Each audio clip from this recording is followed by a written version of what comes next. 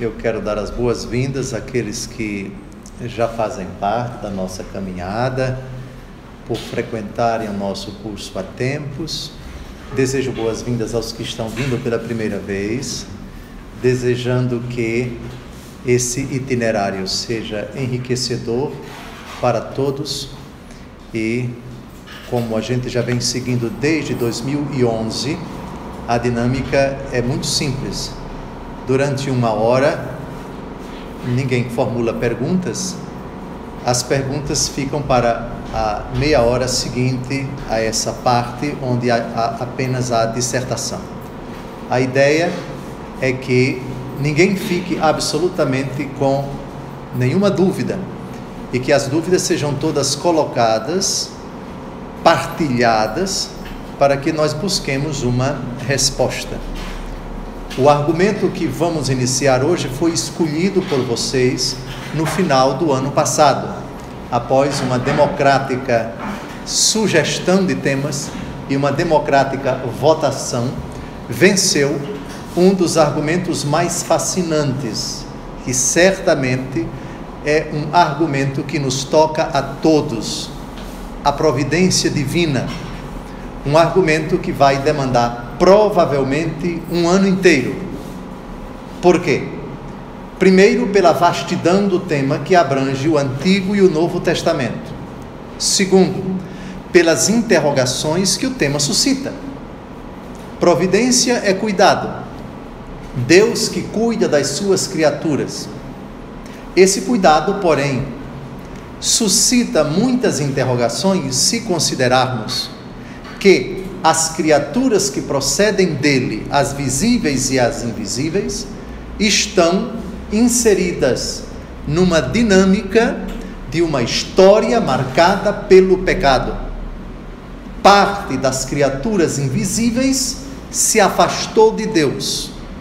É a parte dos anjos maus, os anjos decaídos, os demônios, que recebem uma parcela de autorização, uma permissão de Deus para tentar, para fustigar, para prejudicar, para confundir, para atrapalhar, para perder as criaturas humanas que são odiadas por ele, pelo demônio e por todos os seus sequazes.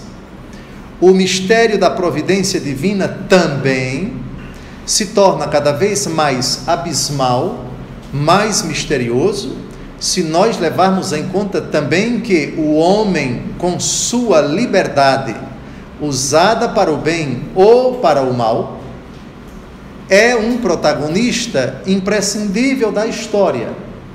Então, como falar de providência divina de um lado e liberdade da criatura do outro? Um Deus que cuida, respeita ou não a liberdade da criatura.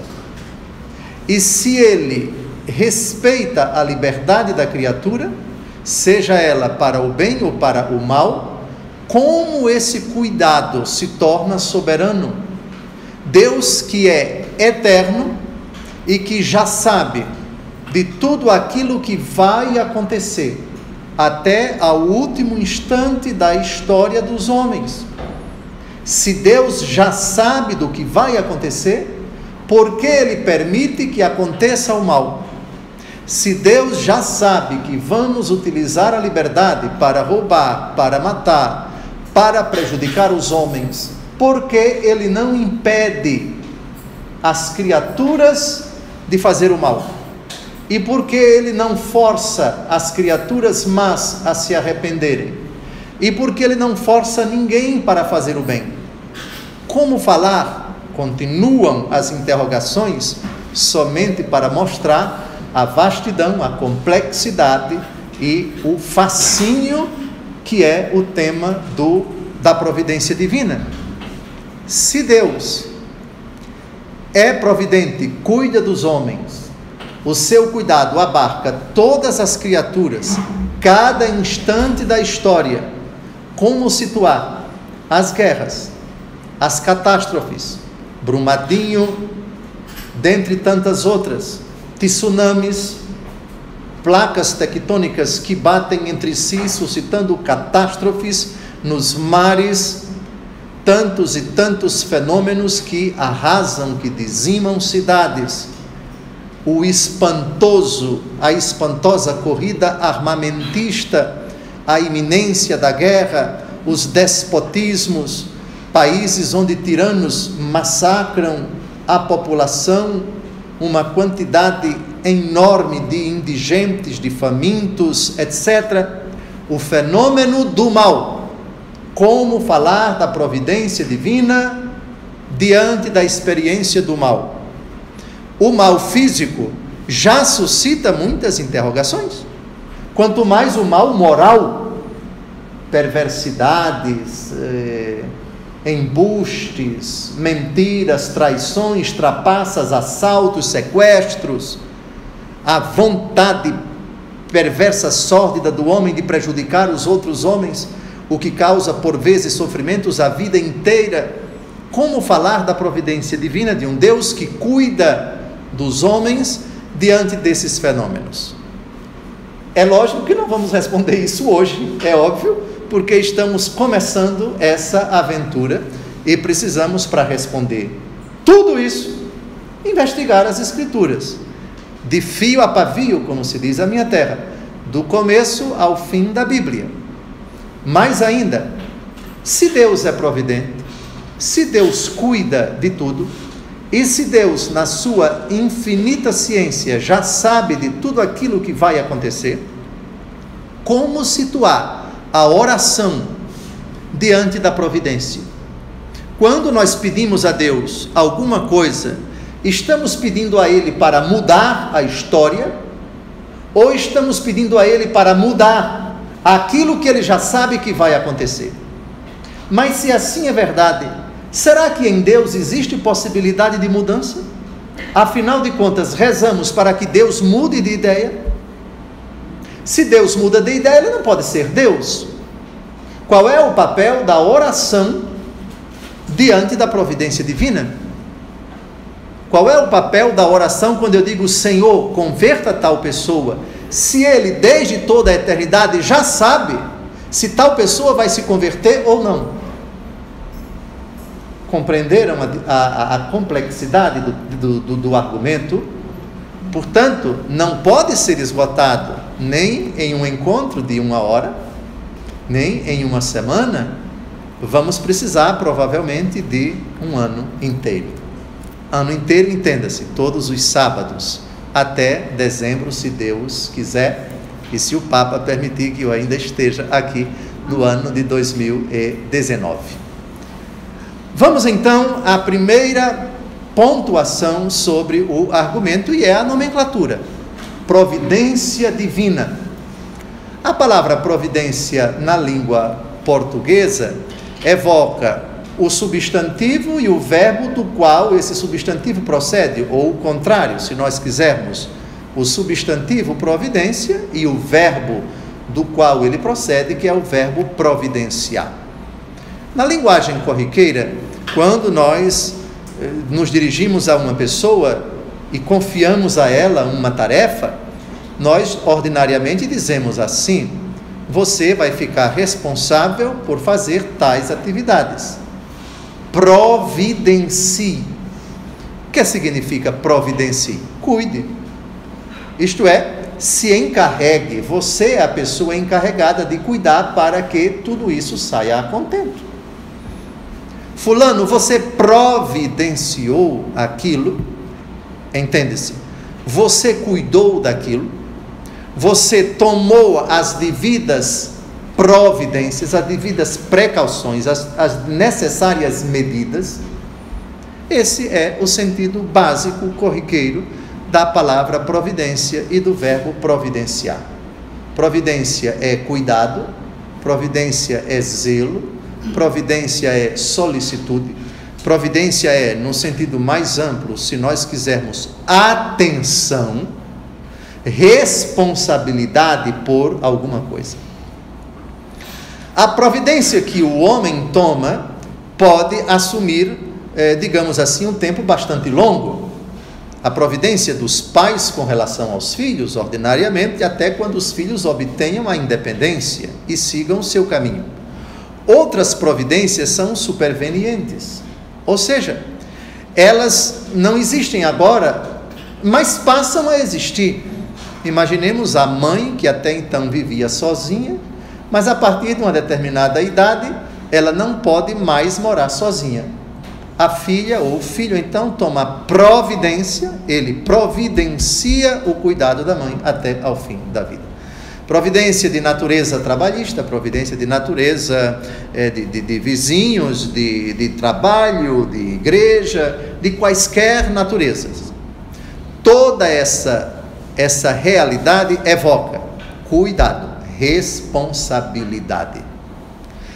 Quando essas duas expressões são aplicadas a Deus, é preciso que a gente faça uma distinção, é preciso que a gente faça uma separação enorme, porque a providência de Deus, ela é eterna, a nossa é terrena, a nossa está sujeita ao antes e ao depois. Se você não providencia agora, você providenciará depois. Nossas providências também, elas encontram, digamos assim, um certo obstáculo, um certo empecilho, quando obstáculos se interpõem, quando dificuldades de N natureza,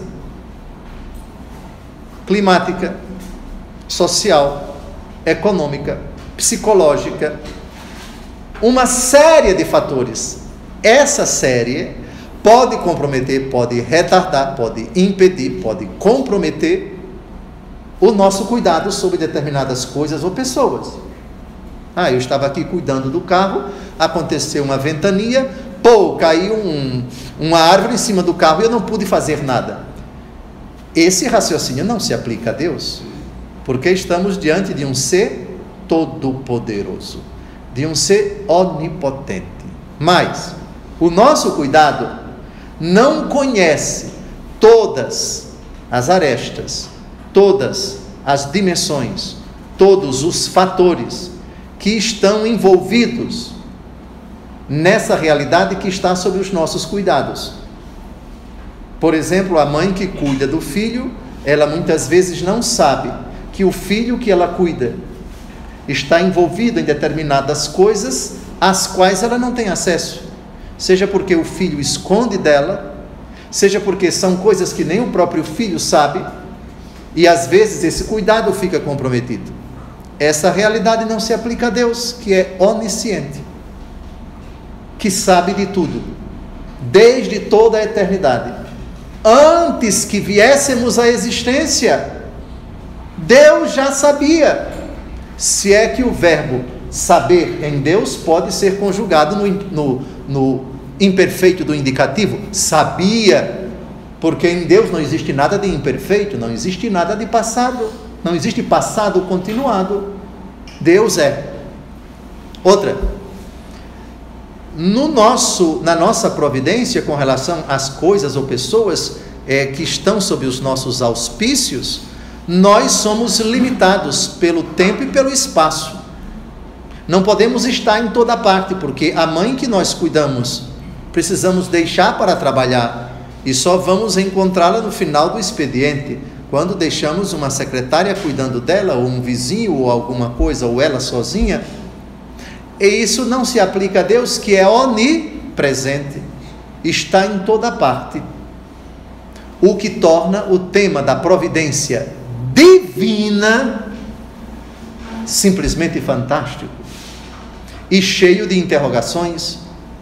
Devo então lhes dizer que quem está como âncora desse estudo é tão limitado quanto vocês, e muitas vezes não vai encontrar uma resposta plausível, uma resposta satisfatória a esse mistério da providência divina, porque é o mistério do próprio Deus, cuja vontade nós desconhecemos a maioria das vezes, cujos planos são inacessíveis à nossa própria, a nossa pobre e limitada capacidade de compreender. Mesmo o próprio Deus que se fez carne no Calvário, e aí a frase que ele formulou antes de morrer, citando o 2º versículo do Salmo 21, meu Deus, por que por vezes precisamos fazer aqui? O bispo, e aqui, caros internautas, já digo a vocês, é extremamente limitado porque é feito de carne e osso como todos vocês.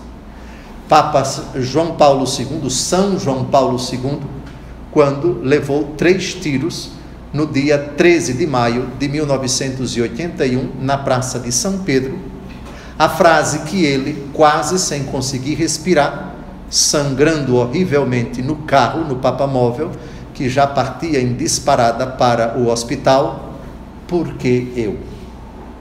Também um Papa, diante de um mistério espantoso, horroroso, como esse, de um ataque cruel e covarde, não encontra resposta satisfatória. Mas os 3 últimos encontros nossos, dessa aventura que começa hoje, e já estipulo mais ou menos para o mês de novembro ou dezembro, os 3 últimos programas, os 3 últimos encontros sobre a providência, tratarão da realidade do século passado, talvez na história da humanidade, a mais espantosa, a mais horripilante, a mais esdrúxula, a mais inominável. Vamos colocar do século XX, já estamos no século XXI, vamos colocar o século XX, mas na história da humanidade, penso que, eu desconheço pelo menos, na história da humanidade, um episódio tão sangrento e que tenha ceifado tantas vidas quanto a Segunda Guerra Mundial, de 1939 a 1945. A estimativa mais modesta postula 50 milhões de mortos. Desses, ao menos 6 milhões de judeus. Este assunto certamente é o mais intrigante, é aquele que vai mais mexer conosco quando o assunto é providência. Onde estavas, ó Deus providente, de 1939 a 1945, que não impediste que tantas vidas fossem ceifadas? É claro que a resposta não vai ser dada hoje, nem sempre, nem jamais, vai ser dada cabalmente. Vamos não somente ver as cenas, mas vamos buscar pistas, não para encontrar respostas, por favor. Vai ser, aqui nós vamos ver as câmaras de gás, aqui nós vamos ver, não centenas, mas milhares e milhares de corpos de seres humanos, jogados em valas comuns, sendo incinerados. Um episódio brutal de uma animosidade, de uma irracionalidade, de uma perversidade jamais vistos na história da humanidade. E providência divina diante de tudo isso. Analisaremos 2 discursos bastante sóbrios, de um Papa que foi vítima, sofreu na pele literalmente as atrocidades do nazismo e do comunismo, um Papa polonês, que foi a Auschwitz e lá discursou. Esse discurso dele será analisado entre novembro e dezembro. E analisaremos também o discurso de um Papa alemão, ele também vítima, à maneira dele, que foi forçado a se alistar na juventude hitlerista. Poucos dias depois ele desertou e alguns meses depois os aliados invadiram a Alemanha. Mas o povo alemão sofreu também e como Papa ele foi a Auschwitz. Onde estavas, ó Deus? É a pergunta que ele formula no meio do seu discurso, um discurso que precisa ser analisado. Então vejam, até ao fim do ano, nós vamos avançando. À medida em que nós avançarmos o tema da providência, vocês vão perceber que o tema vai ficando fascinante, intrigante, vai suscitando muitas interrogações, mas o papel nosso é muito modesto. Nós só podemos ir até onde Deus permite que nós possamos ir. Também a Bíblia não vai responder a tudo. Lembrem-se, o Deus providente é um mistério abscôndito, é um mistério insondável. Mistério é verdade que se deu a revelar. Mistério é verdade que aponta algumas respostas, às vezes de forma bem sóbria, às vezes de forma bem explícita, mas em certas situações, em certas ocasiões, por quê? E só vamos até aí. Obviamente que uma parte importantíssima dessa aventura será o próprio sofrimento do nosso Senhor e Salvador Jesus Cristo. Nós somos cristãos.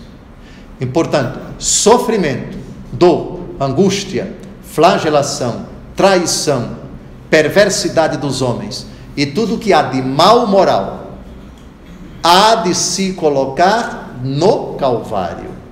É o mistério da cruz de Cristo, iluminado pela ressurreição, quem vai, digamos assim, lançar luzes, lançar pistas, para que nós compreendamos, sempre de joelhos, sempre com um ato, eu creio, eu entrego em tuas mãos aquilo que não consegui compreender, e malgrado essa dor que está tirando minha vida, ou que vai ceifar a minha vida, e é certo que vou morrer por causa desse sofrimento, dessa dor, dessa angústia, dessa perseguição, eu creio em ti.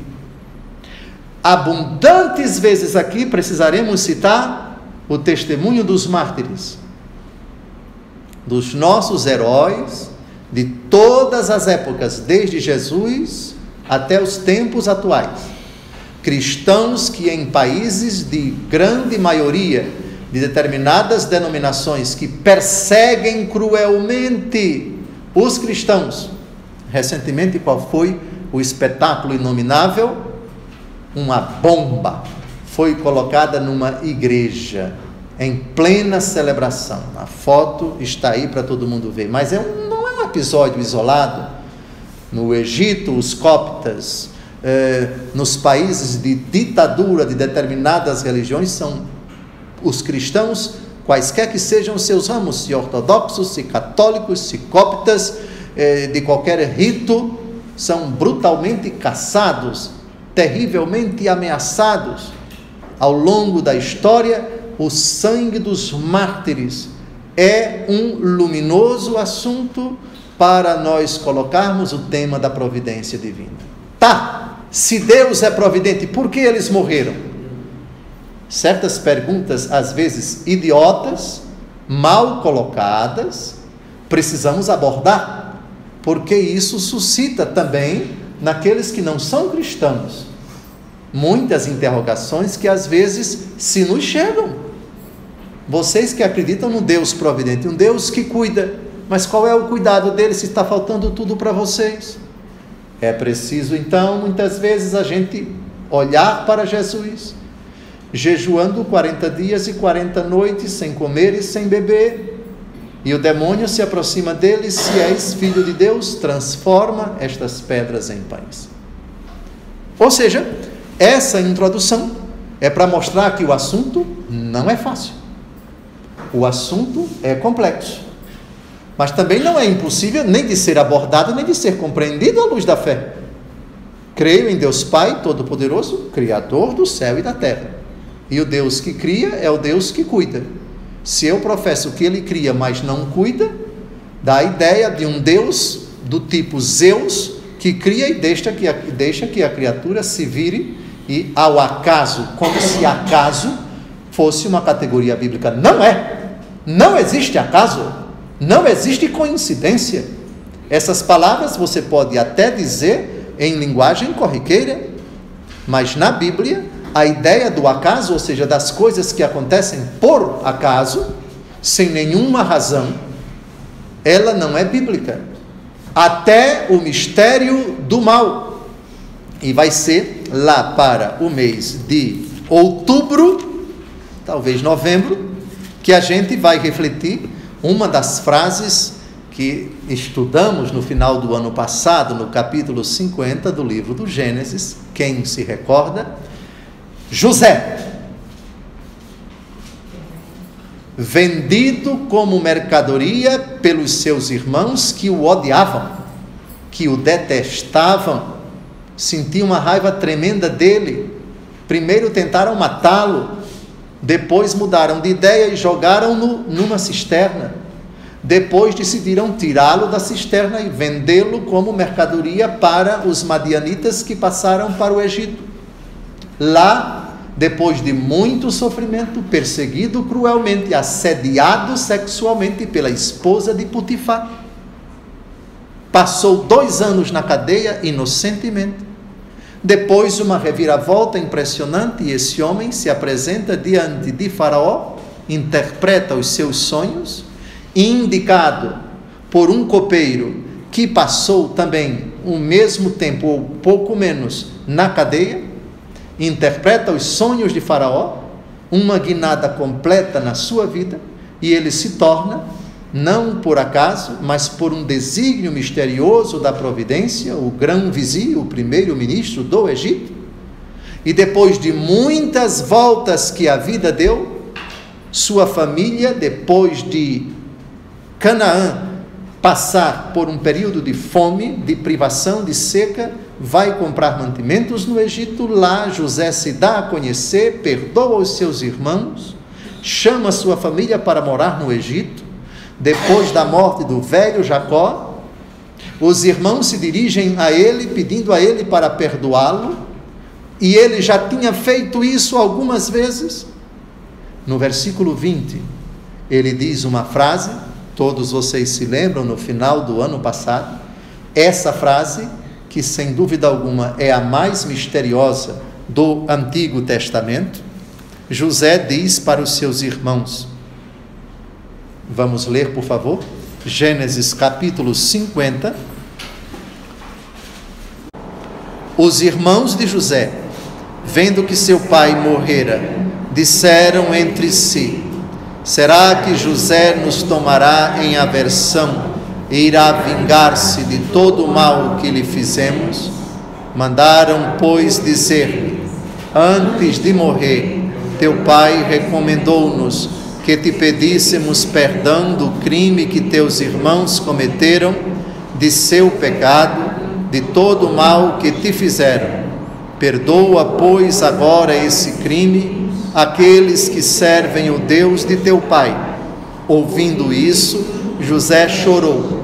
Seus irmãos vieram jogar-se aos seus pés, dizendo, somos teus escravos. José disse-lhes, não temais, posso eu pôr-me no lugar de Deus? Agora, atenção, agora vem a frase mais misteriosa. E é essa frase, talvez principalmente por causa dela, o que está no versículo 20, que vai precisar, que vai demandar esse tempo, esse assunto, tanto tempo, para a gente refletir. Todos juntos. Vossa intenção era de fazer-me mal, mas Deus tirou daí um bem. Era para fazer como acontece hoje, com que se conservasse a vida. Vossa intenção era de fazer-me mal, mas Deus tirou daí um bem. Como é possível que um ser humano, ou o próprio demônio, tentando nos fazer mal, desejando-nos o mal, e efetivamente fazendo para nós um mal, que Deus tire daí um bem?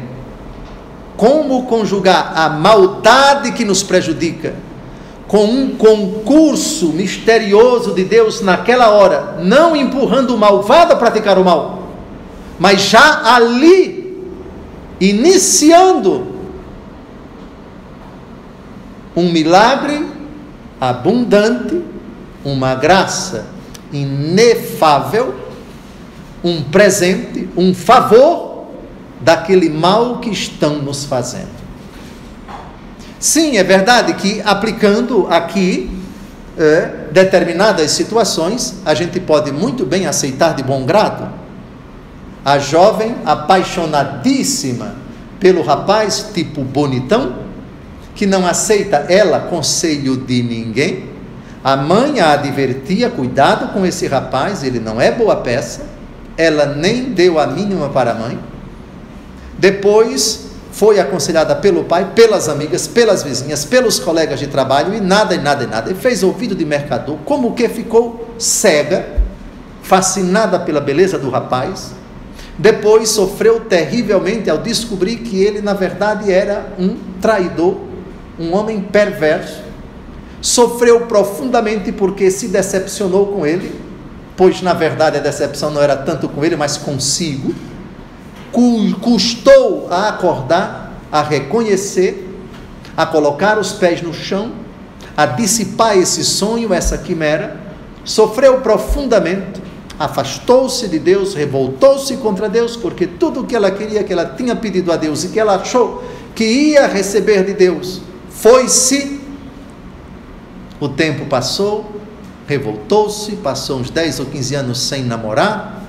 15 ou 20 anos depois, conhece um rapaz que não era lá tão bonito, mas um homem muito virtuoso, um homem cheio de predicados morais, um rapaz que tinha até defeitos físicos.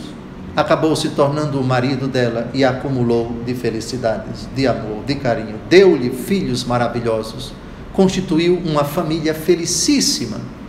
E a leitura que ela veio a fazer dessa dádiva do seu matrimônio acabou incluindo o mau caráter que hoje ela reconhece. Eu louvo e bendigo a Deus, porque Ele colocou na minha vida aquele fulano. Glórias e louvores a Deus, porque foi graças a essa experiência fracassada, malfadada, que eu acordei, que eu aprendi, etc, etc. Sim, aqui a gente pode perfeitamente aplicar essa situação ao versículo 20. Vossa intenção era de fazer-me mal, mas Deus tirou daí um bem. Porém, há outras situações que são realmente dolorosas e que, pelo menos no primeiro momento, ou nos meses, ou nos anos que se seguem, não é tão fácil você dizer: sim, Deus, na sua infinita providência, permitiu que tal pessoa cometesse tal tragédia, tal crime, tal desordem, tal prejuízo na minha vida e na vida das pessoas que eu amo, e as consequências até hoje se fazem perceber. Quanto mais é a dor, quanto maiores são, mais drásticas são as consequências. É claro que o mistério vai aumentando de qualquer maneira.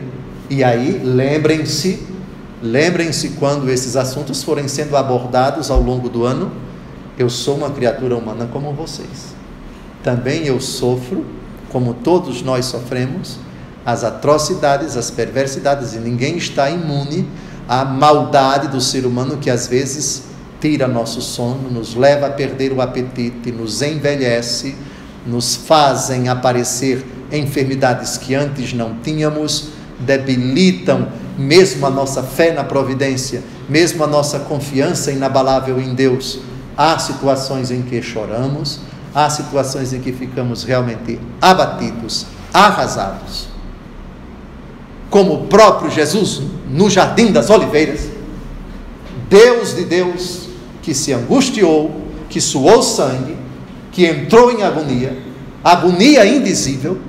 Meu Deus, se possível, meu Pai, se possível, afasta de mim este cálice, todavia não se faça a minha, mas a tua santa vontade.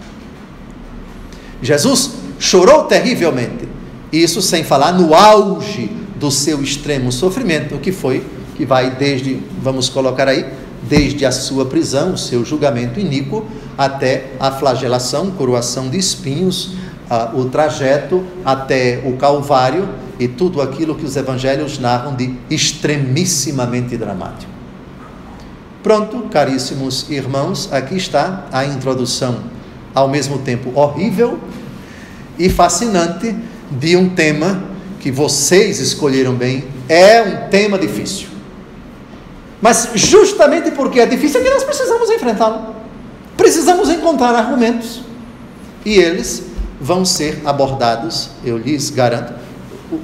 Eu reconheço, nem todos vocês estarão aqui todos os sábados, mas se puderem, bem, a presença de vocês é importante. Caso não possam vir, lembrem-se que a nossa competente equipe aqui de informática, liderada por Wellington, se encarrega de filmar, editar, etc., e colocar no YouTube.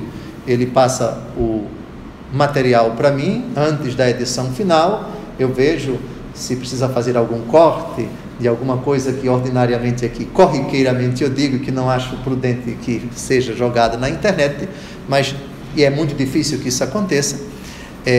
Quando alguma coisa que eu não quero que grave, eu já digo logo, Wellington, corte isso. Mas depois o vídeo é colocado na internet. Quem está vindo pela primeira vez, saiba, é somente digitar o meu nome no YouTube.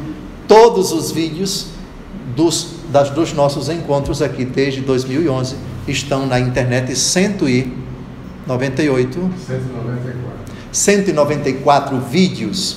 Então, um material já bastante substancioso. Muito bem. Então, agora nós vamos entrar em cheio no assunto da providência. O primeiro texto da Escritura, que acabou nem sendo o primeiro porque citamos algo que vai ser abordado lá em outubro, novembro, que é Gênesis capítulo 50, versículos de 15 a 20, o episódio de José. Mas o primeiro assunto a ser abordado quando se trata da providência divina é a criação. Deus providencia, Deus cuida daquilo que Ele cria. Criação, portanto, e providência são duas categorias que andam juntas. São indissociáveis. Criar e cuidar. Assim como a mãe gera e cuida, Deus cria e cuida. Ou melhor, é o contrário. Porque Deus cria e cuida, todos os seres dos quais procedem outros por permissão de Deus, seja geração no mundo animal, seja partenogênese, seja no mundo no micromundo, não é? Onde as formas de perpetuar a espécie não são como a nossa, dos seres humanos, não é?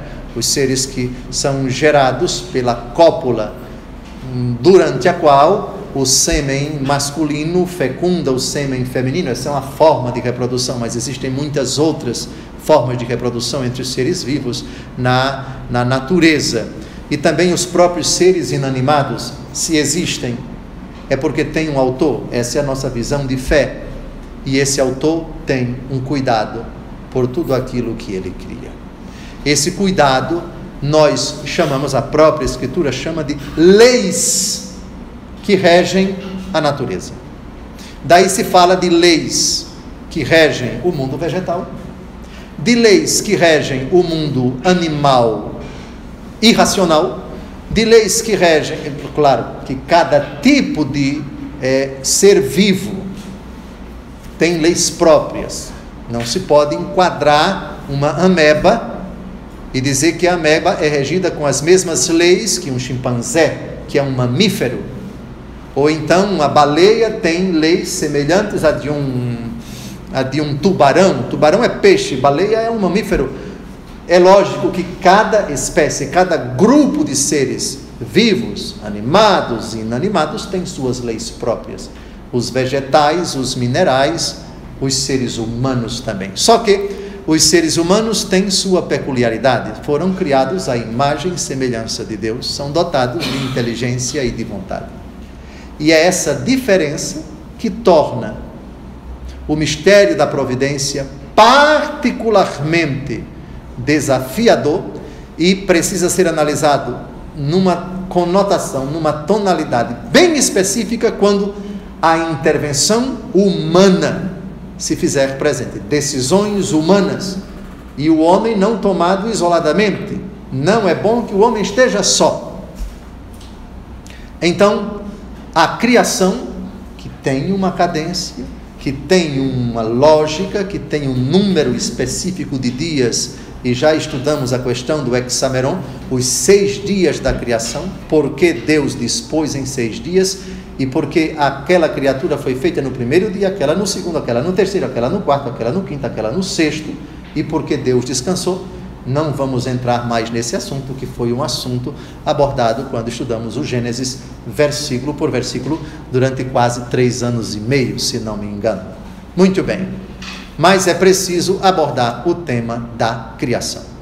Não se pode falar de um Deus providente, porque providência supõe cuidado. Cuidado de quê?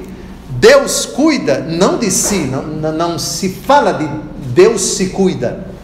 Na linguagem, olha, se cuide e tal, você diz para um ser humano. Deus não tem cuidado de si. Deus é Deus. Não precisa ter cuidado para quê? Para se arriscar de quê? Se ele é intangível, se ele é intocável, se ele habita em luz inacessível. O cuidado de Deus não é por si, mas por aquilo que está fora dele.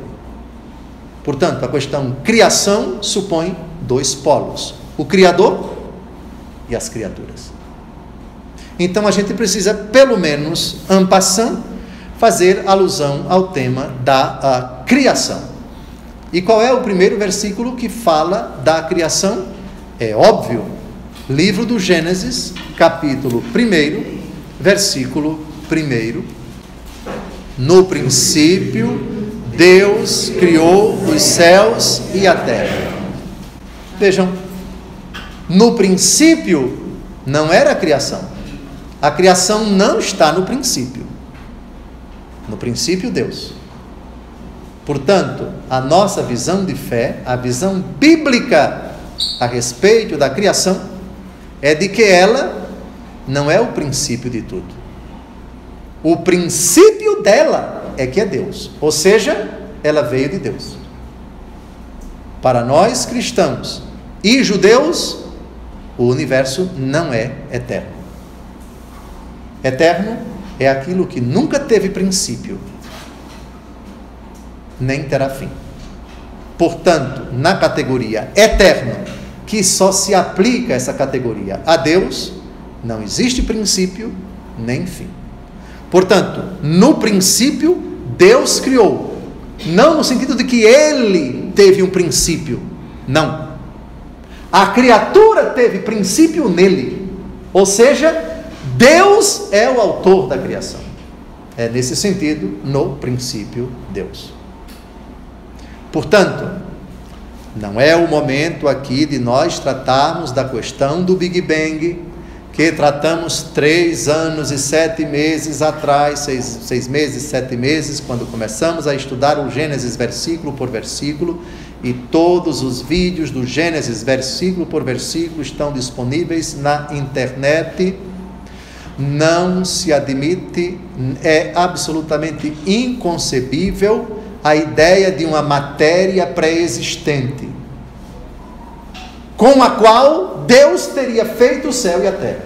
Ora, se existisse uma matéria pré-existente, ou ela também teria princípio em Deus, ou seja, se ela pré-existe, ou ela é Deus, e aí seria panteísmo, inadmissível para a nossa fé e a fé judaica, ou ela seria pré-existente às criaturas, mas por ela não ser eterna, antes dela haveria Deus, e Deus seria o autor dela. Portanto, não existe na Bíblia a ideia de uma matéria pré-existente com a qual Deus teria feito o céu e a terra.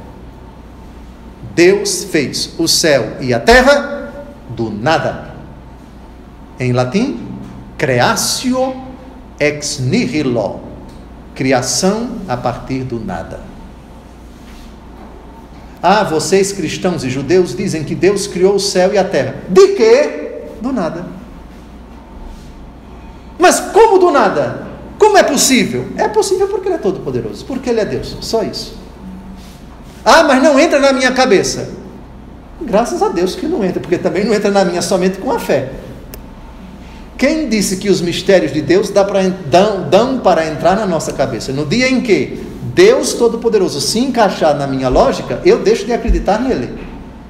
Porque a ideia de um Deus que se encaixa dentro da minha lógica é um Deus menor do que a minha razão. É ou não é? Sim ou não? Sim, sim. Se Deus é enquadrado, é explicado pela minha razão, Ele é menor do que eu. Ô Deus pequenininho, o que eu consigo explicar? Eu, limitado, com a minha capacidade de entender tão frágil, e diante da história da humanidade, tantas pessoas mais inteligentes do que eu querer ter a presunção de enquadrar Deus nos meus critérios, na minha lógica, é o fim da picada. Isso se aplica não só para mim, mas para os ditos entendidos de qualquer época, qualquer pensador, enfim.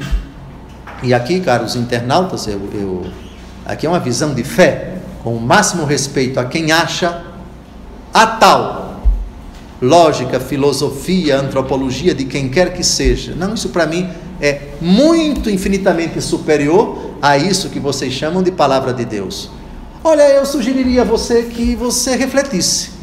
Se você consegue compreender, abarcar uma filosofia, uma ideologia, seja lá de quem for, que supostamente responde a todos os mistérios da história da humanidade, eu acho que você precisa repensar bem, ateu que seja, agnóstico que seja, porque se alguma coisa tenta dar uma explicação aos grandes mistérios da vida, o que no meu entendimento já é uma presunção inominável, você pode até tocar determinados assuntos, abordar determinadas arestas de uma problemática, mas não existe absolutamente nenhuma filosofia ou ideologia que tenha conseguido explicar de forma cabal todos os mistérios da aventura humana. E eu me refiro desde a astronomia, a psicologia, a qualquer ramo da ciência, e elas são muitíssimas. A nossa lógica, diante dos mistérios de Deus, precisa do auxílio da fé. Somente a razão, ela vai até um certo ponto. Por isso, somos pessoas de fé. Esse livro é um livro de fé. Os argumentos serão argumentos de fé. E muitas vezes será preciso dar um salto qualitativo. Não no sentido infantil de que é porque Deus quer que seja.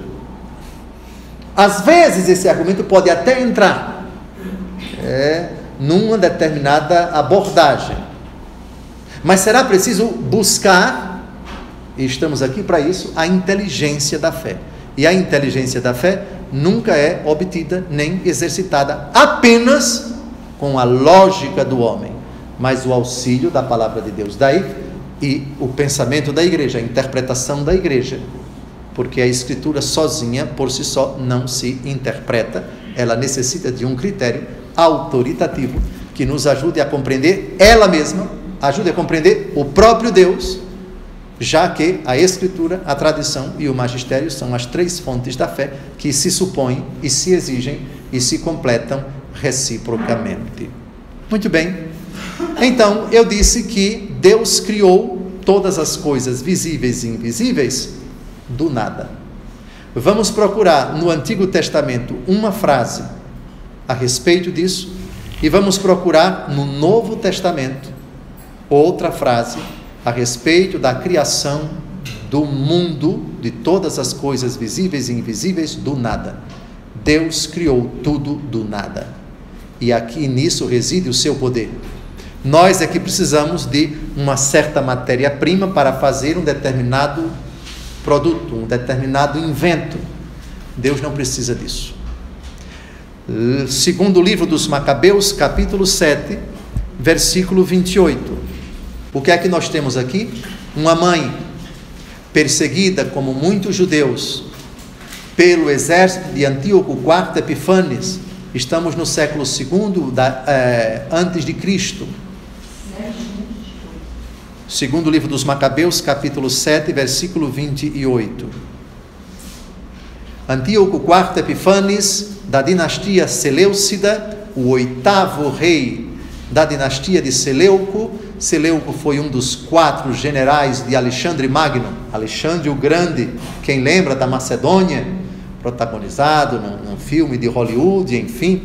Quando ele morreu, o seu império vastíssimo foi dividido em 4, e um dos seus generais, Seleuco, pegou parte do império que englobava também Israel, Canaã, e ele tentou paganizar o judaísmo, tentou introduzir ídolos no templo de Jerusalém, colocou um porco em cima do altar, o altar de Salomão, o altar do templo, não o templo do templo de Salomão, mas um templo mais modesto, já que o templo de Salomão foi destruído 2 vezes e reconstruído 2 vezes, sobretudo em Esdras e Neemias. E essa mãe viu os seus 7 filhos serem mortos, um atrás do outro, e o exército de Antíoco IV tentando dissuadir os seus filhos e ela própria a abdicar da fé judaica. Num determinado momento, ela se dirige a um dos seus filhos e diz essa frase célebre, segundo o livro dos Macabeus, capítulo 7, versículo 28. Todos juntos? Eu te suplico, meu filho, contempla o céu e a terra, reflete bem tudo o que vês. Deus criou do nada, assim como todos os homens. Criou tudo do nada. É simples assim para quem crê. Deus criou tudo do nada. Não existia uma matéria anterior. Aquilo que os cientistas, boa parte dos cientistas, já vimos isso no final do ano, no começo, 3 anos e 7 meses atrás, a teoria mais aceita entre os cientistas da origem do universo é de uma grande explosão. Antes não havia nada. E num determinado momento, uma grande explosão. A Bíblia diz no versículo 2, Deus disse, faça-se a luz. Aquilo que a Bíblia diz, faça-se a luz, vimos que é o equivalente àquilo que a grande maioria dos cientistas defende como a grande explosão. Do nada, uma explosão inimaginável de matéria orgânica, incandescente, uma quantidade inimaginável de matéria que se espalhou e até hoje se espalha, que esfriou e até hoje se esfria, e o planeta Terra é uma prova disso. Se nós cavarmos, se nós formos ao fundo da Terra, parece que tem a viagem ao fundo da Terra em 80 dias, Júlio Verne é uma das obras, Júlio Verne. Pois bem, então você entra na Terra, e à medida que você entra, você se aproxima do magma, você se aproxima de uma matéria que está sempre fervendo, quente, e às vezes ela sai, são os vulcões, são as arestas, são os buracos, as frestas que se abrem e essa matéria, às vezes num espetáculo grandioso e assustador, pensemos no Vesúvio, pensemos no Etna, pensemos em tantos outros vulcões ativos. Isso prova que dentro da Terra existe uma matéria que ainda não esfriou, e essa matéria é tão antiga quanto provavelmente a origem do universo. As investigações, o enviar tantas naves espaciais para tantos lugares distantes, a ideia é exatamente esta: quanto mais você se aproxima de uma estrela que está morrendo, ou de uma supernova, de uma estrela que está nascendo, maiores são as chances de você descobrir como no começo o universo teve a sua origem. Conhecemos muito pouco ainda, estamos ainda engatinhando, sabemos muito pouco do universo, já temos algumas conquistas, Marte ali, Mercúrio, Vênus acolá, sabemos alguma coisa da Lua, etc., mas exatamente perdurará sempre essa questão fundamental: veio do nada, e a matéria não é absolutamente eterna. Outro ponto, Romanos capítulo 4, versículo 17. É o texto do Novo Testamento que fala dessa ideia do segundo livro dos Macabeus. A criação que veio do nada. E assim começa a providência divina. Do nada. Em verdade está escrito: eu te constituí. Pai de muitas nações, nosso Pai governante diante dos olhos daquele em quem ele acreditou, o Deus que dá vida aos mortos e chama à existência as coisas que estão no nada. Chama à existência as coisas que estão no nada. A fé de Israel, a fé da igreja é esta: Deus, Criador, fez todas as criaturas do nada. A criação não é eterna. Não existe um princípio, uma luta eterna entre dois princípios. Isso pensam alguns orientais, o Yin e o Yang. Enfim, aquela luta constante entre dois princípios eternos, segundo eles, entre o bem e o mal. No princípio não existia o mal. No princípio não existia a carência do bem. No princípio, Deus. E Deus fez tudo do nada. Já estamos com 57 minutos do nosso primeiro encontro. É hora de concluirmos. No próximo sábado, com a graça de Deus, retomamos esses primeiros passos do tema da providência, ainda sobre a criação. E analisaremos com os salmos e com alguns profetas a beleza, a perfeição concatenada, harmoniosa e impecável de tudo aquilo que Deus fez. Contemplaremos no Antigo Testamento essa ordem impressionante. Essa harmonia. Não existe na criação caos. Caos em grego é desordem, é bagunça, é falta de ordem. Existe sim cosmos. Cosmos significa ordem. Tudo está absolutamente ordenado. As leis que regem tanto as criaturas às quais não temos acesso, pela distância que nos separam delas, anos e anos, milhões e milhões de anos-luz, realidades que nunca enxergaremos, pelo menos nesta vida, tudo com uma ordem.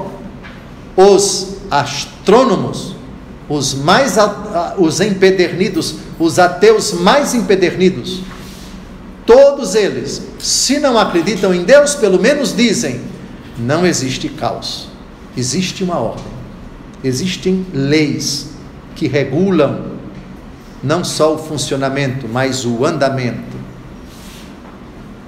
o desdobramento, a vida, digamos assim, o deslocar-se ou o perseverar em si de cada realidade que existe no universo.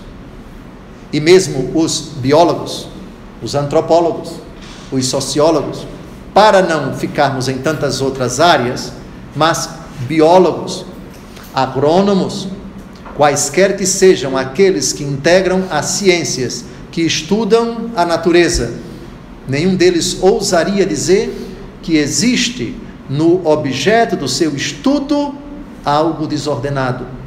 Existe uma ordem, existem leis, existem regras, existem princípios, e enquanto leis não são comprovadas, teorias são postuladas, aforismas, determinados princípios, digamos assim, são postulados para enquadrar aquilo que é o objeto do estudo da ciência. A ciência não estuda caos.